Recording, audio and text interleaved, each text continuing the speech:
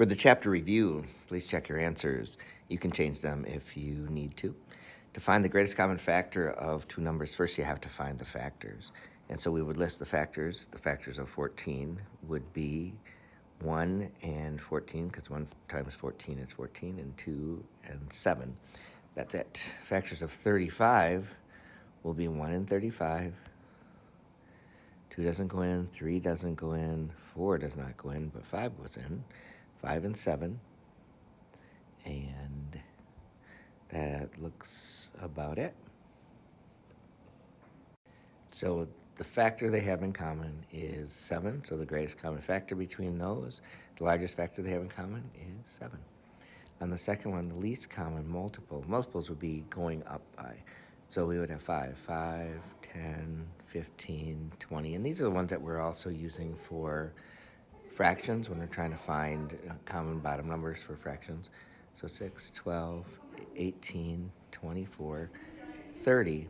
And I do know that 30 and 5, they go together. So even though I hadn't gone all the way up, I know that the first one they have in common is 30. So the least common multiple, the first one they have in common is 30. For the next one, we're using the triangles and the squares. And we're supposed to find a ratio of each of those and then explain its meaning. It's going to be pretty simple. But squares to triangles would be, there would be 3 squares to 4 triangles. And the trick to these ones is taking a look at which ones they want you to go first. So make sure you match them up. There are 12 girls and 28 boys in the school band. What's the ratio of boys to girls? So it's pretty easy. Of girls to boys, girls to boys. It would be 12 to 28. And if we need to simplify, it just works just like a fraction. I could do that. And then I know that if I divide both by 4, I get 3 7s. The next questions are asking to figure out unit rate. So in this one, I would take $12 for 3 pounds. And I really need to figure out how many dollars per pound. Unit rate always means 1 on the bottom. So I take 3 divided by 3 gives me 1. 12 divided by 3 gives me 4. So 4 pounds,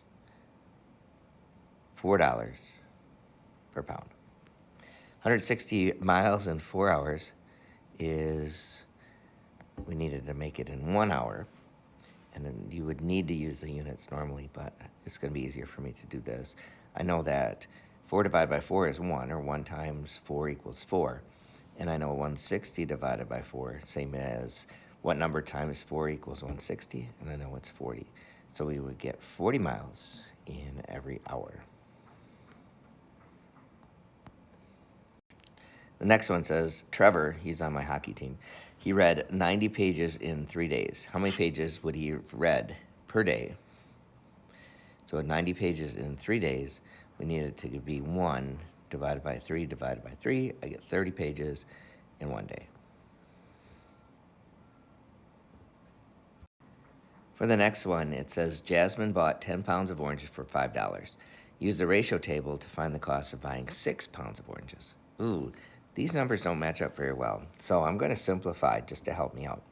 I'm going to say 10 over 5. I know that, 10 over 5, I can divide both by 5, and I get 2 over 1. Oh, it's kind of like 1/2. I see it. So 1/2. So how do I get from 2 to 6 times 3? 1 times 3 gives me 3, and that one's 3.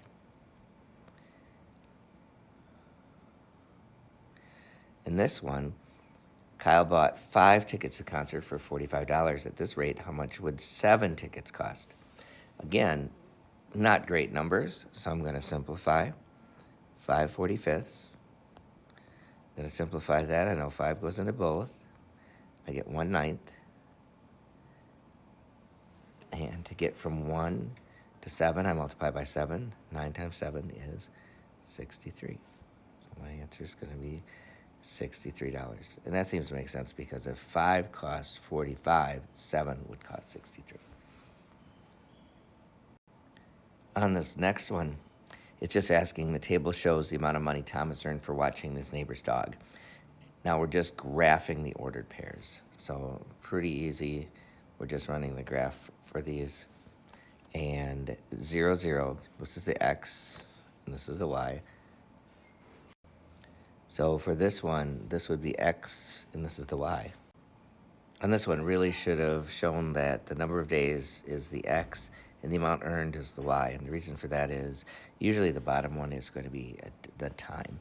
So this is 0, 0. 1 goes with 5.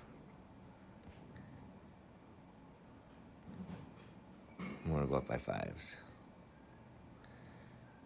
2 goes up by to 10. 3 to 15. 6 to 20. That goes up. And if I want to be fancy, the equation is y equals 5x. For number 12, Jacob receives $1 bills from his grandfather for 1 week. After the first day, he receives $4. After the second day, he has 8. Third day, he has 12. If this keeps going, what's he going to have at 7? So if you did a graph like this, 1, 2, 3.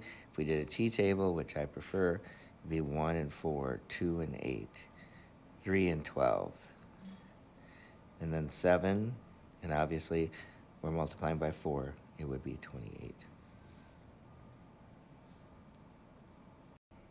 Number 13 reads, according to the key of a particular park map, every 3 inches on the map represents 2 miles of trails in the park.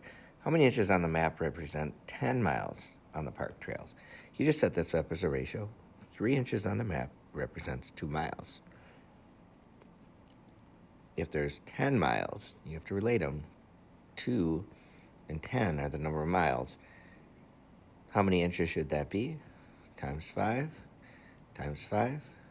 It should be 15 inches on the map. 1 serving of fruit punch recipe serves 14 people. Then set up this. If 1 serving of the fruit punch represents 14 people, that would be 1, 14. 2 servings then would represent 28 people, 2, 28. 3 would represent, I just have to take 14 times 3, which is 42, and then 3 and 42. Pretty easy, and if we wanted to change that into a y equals 14x. Suppose 30 out of 90 people are runners, and 12 out of every 36 runners prefer to run it outside. Show how you know if the ratios are equivalent. You just set them equal to each other. 30 out of 90, is that the same as 12 out of 36? This is kind of an annoying one. So I know 30 out of 90 is, I can divide both by 30, I get 1/3. Now, is 1/3 the same as 12/36 times 12? 3 times 12 is 36. So yes, they are.